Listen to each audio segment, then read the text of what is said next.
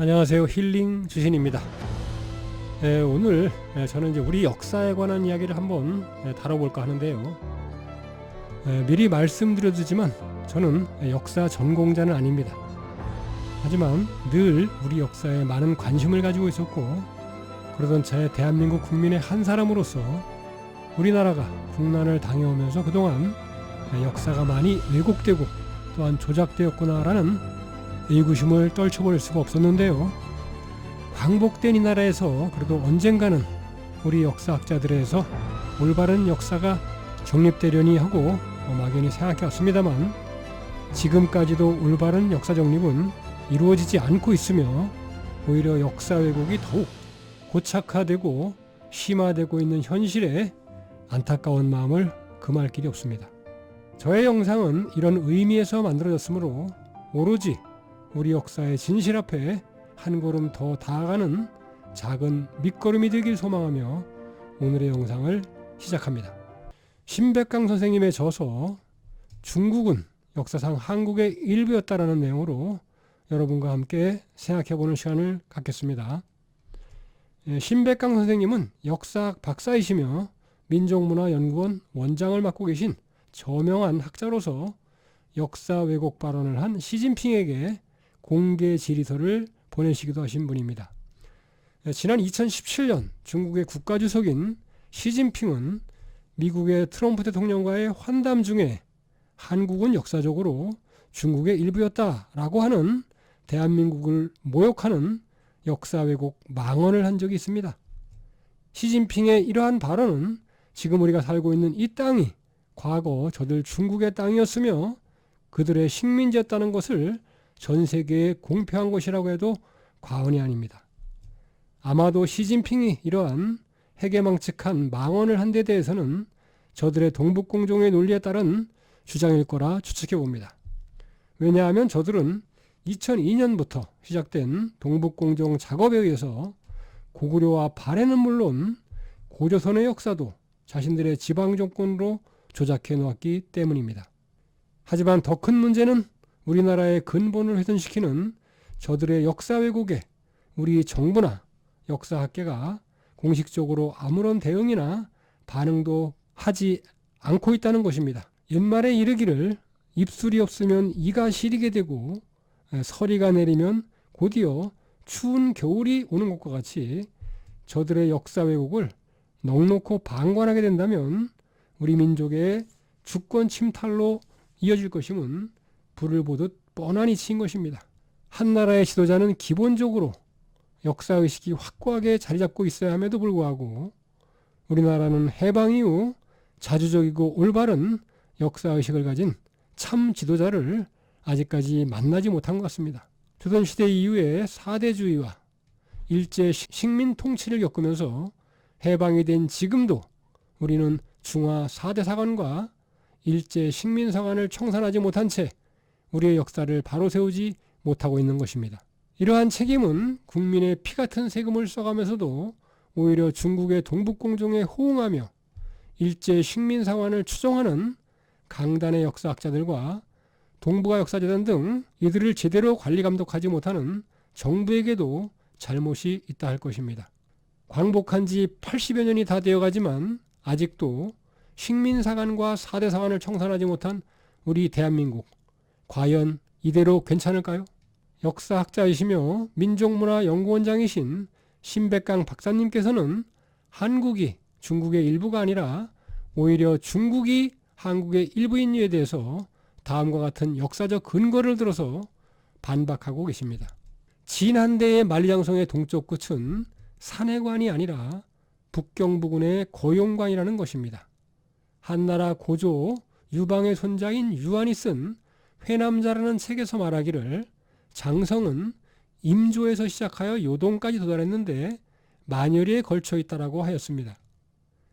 여기서 말하는 만리장성의 서쪽 기점에 임조는 지금의 감숙성의 조화유역을 가리키며 동쪽 끝의 요동은 지금의 요령성의 요동이 아닙니다.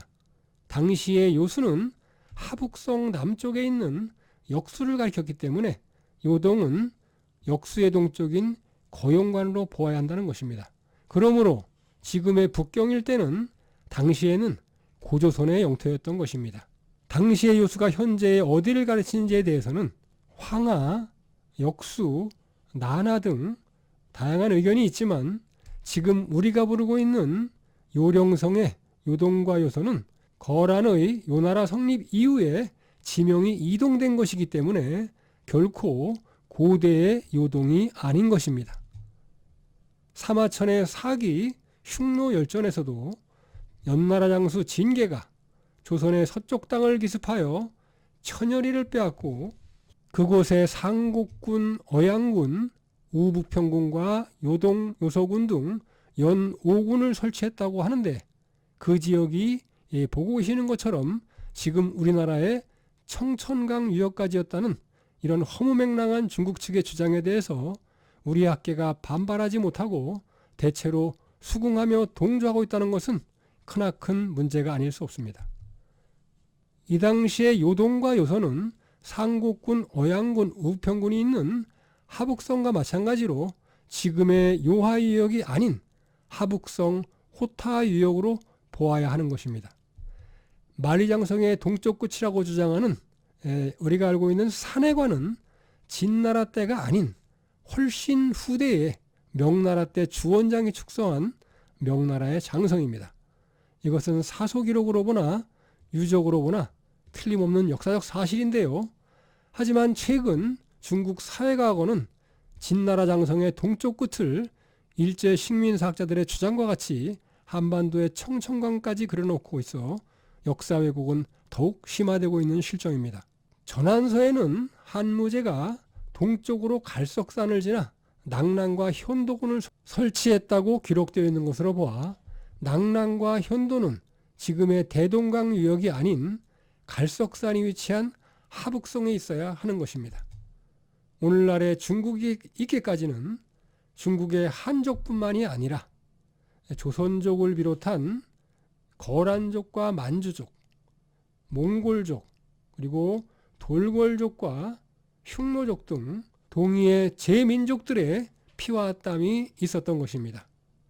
우리의 직계조상들은 지금의 요하 일대에서 1만 년 전에 터를 잡고 세계 최고의 문명인 요하 문명을 일으켰으며 이들의 한 일파가 서남쪽으로 황하유역으로 이동하여 그들이 자신이 문명이라고 자랑하고 있는 중원의 황하 문명을 잉태했던 것이고요. 이것은 그들이 사용하던 유물과 유적 그리고 인골의 DNA가 증명하고 있는 것입니다. 요하 문명의 주인공이 우리의 선민족이라는 근거는 다음 기회에 또 별도의 영상을 통해서 소개해드릴 예정입니다. 구당서 배구열전의 기록에 따른 고구려의 서쪽 강역을 보겠습니다. 수양제는 만리장성의 북쪽을 순행하여 돌궐의 가한인 대칸 계민의 막사에 친히 행사하였는데 그곳에는 고구려 사신이 이미 와서 계민과 내통하고 있었습니다.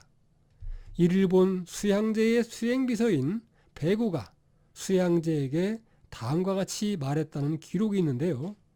고구려는 본래 고죽국이 있던 지역입니다. 주나라 때에는 이곳에 기자를 봉했고 한나라 때에는 3군으로 나뉘었으며 진나라에서는 요동군에 통합되기도 하였습니다. 그러나 지금은 신하로서가 아니라 우리의 외부 지역입니다. 라고 말이죠.